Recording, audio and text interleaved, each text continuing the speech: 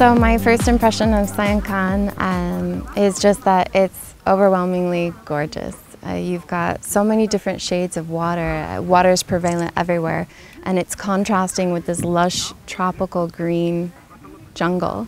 And then to be able to float down the canals and be able to see beautiful temple ruins from the traditional Mayan culture.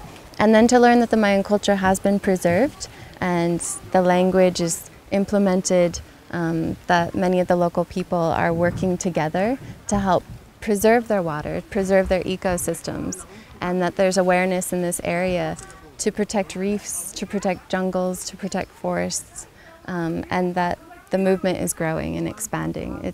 It's great to be able to come into an area that's rapidly growing in tourism, that has that type of awareness, that's actively working to expand